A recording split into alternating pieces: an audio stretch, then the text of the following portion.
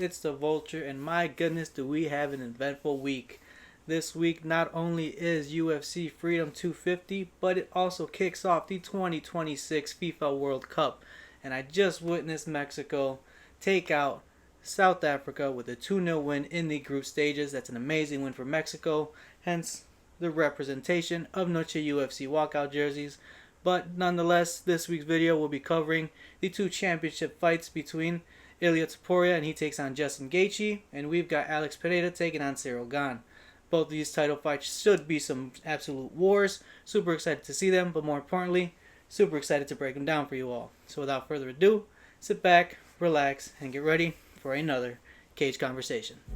Back down on the shit, dog, I don't stand down. Don't say that you love me, but don't know me, keep the scam out. Bitch, I'm so efficient, man, it's tight so I can stand out. Please don't interrupt me, hit this room like where you stand now. I don't ever back down on the shit, dog, I don't stand down. Don't say that you love me, but don't know me, keep the scam out. Alright, for the co-main event of the night and the first belt on the line is going to be a heavyweight clash between Alex Poatan Pereira, and he takes on Ciryl Bone Gunman Gane. Now, Pereira is moving up to the heavyweight after securing a KO win over Magomed Ankalaev last October. He's a KO specialist. If you don't know that, you probably need to know that by now. 11 of his 13 MMA wins have been by knockout. He does need to be on the attack and control the fight. He can't sit back and wait like he did the first time out against Ankalaev. Although his style is very flat-footed and his hands are somewhat low, he packs extreme power in his hands, so you can't really count that out or take that for weakness. In the striking game, he does get caught every so often. We saw that a lot against Khalil Rountree.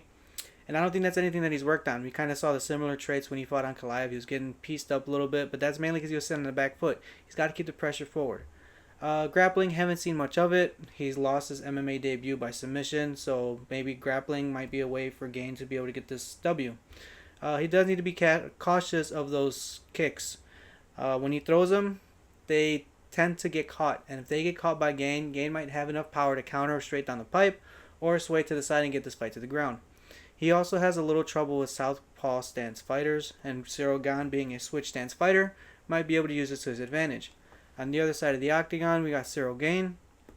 9 of his 13 wins by finish, 3 of those by submission. He's got quick hands, and he loves to throw those constant oblique kicks. Those are very dangerous.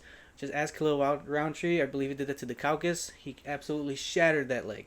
So, Pereira, being so straight up with his stance and kind of flat-footed, might be something to be on the lookout for, especially with the constant pressure of those oblique kicks that Gane likes to put out. Southpaw stance can be a huge advantage, but he's got to utilize it well.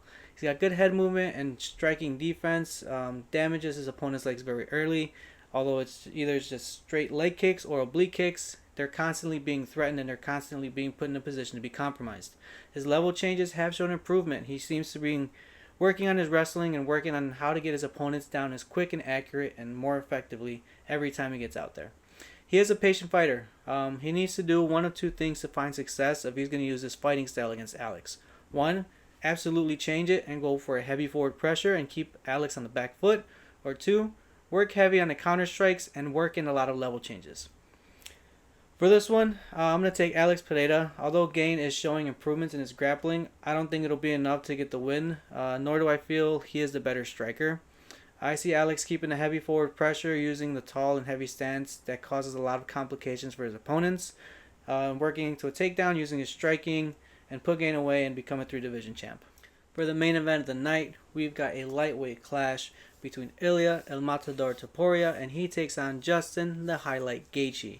Now, Ilia Topuria, 17-0 with 15 finishes. He's capable of knockouts and submissions, so either way it goes, he has the ability to get you out.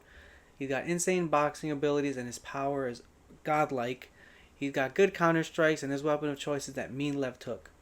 He's got good grappling defense and it was displayed against both Bryce Mitchell and Charles Oliveira. He's got strong upper body strength, so those body locks and upper body Greco-Roman type of takedowns simply aren't going to work on him. He's got strong leg kicks, but he does get clipped in exchanges, and he needs to be cautious of the power of Gaethje. His head also seems to stay on that center line.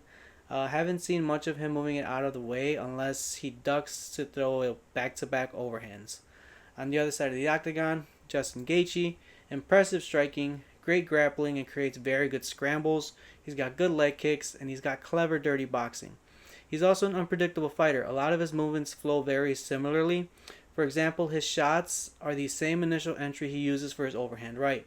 He kind of changes levels and sets it up for an overhand, or he'll kind of throw that arm halfway up and bring it through for a double leg takedown.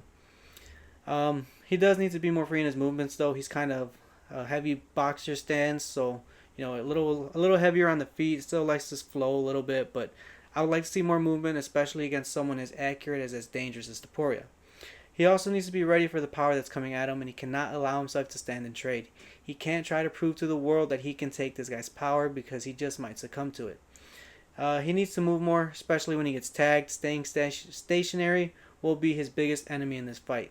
He was getting tagged against Paddy Pimblett, and he stood a little stationary. He kind of just stood there and showed how tough his chin was. You don't got to do that. You're at the top of the game. Slick and move your head, get out of there, hit, don't get hit. That's the name of the game. He also can't be reckless. He's got to time and pick his shots, pick his points of movements, pick what time to cut the angle, and when to get this fight to the floor. One thing he does have to be cautious for, if he's going to be cautious of anything at all, is that left hook. Those tend to land on him in every single fight, especially when he drops his right hand. When he does that very often. He drops that right hand very often, and that's going to be very dangerous against Topuria. He also can't hunt the kill right off of the bat. He needs to set up the finish, and he needs to be patient. Unfortunately, my realistic pick for this one is going to be Topuria. My heart and my loyalness always sticks with Gaethje, but we're always about facts here, and factually speaking, Topuria is the one who should be walking out victorious, but this is MMA and anything can happen. Just ask Usman. He ate that last-minute head kick from Leon Edwards and lost the belt. But Ilya does have more power in his strikes, and given the age and wear and tear of Justin Gaethje, I'm not sure if he can weather that storm. Do not get me wrong. I am not counting Gaethje out. Just factually speaking and looking at the film, it's telling me that Ilya will come out victorious. Unfortunately, that's the case. Really hope it doesn't happen. Gaethje, you're my boy. Love watching you fight. Still sticking with you. But for video purposes, I'm going to have to pick Topuria. Alright, fight fans, that's all we got for this week's video. I apologize for it being so short, but I did have another video put out on Monday for you all to enjoy, and that was an interview with none other than UFC veteran Victor Altamirano. Now, with all that being said, my picks for this weekend are Diego Lopez, Bo Nickel, Mauricio Ruffi, Derek Lewis, Sean O'Malley, Alex Pereira, and Ilya Topuria. So, with all that being said, smash that like button, comment down below what your picks are for this weekend's card. I would also like to know, what soccer team do you guys think will be taking the World Cup this year? So, with all that, subscribe if you're new here, hit that little bell icon next to it so you never miss a future video. And with all that being said, I'll catch you next time for another Cage Conversation.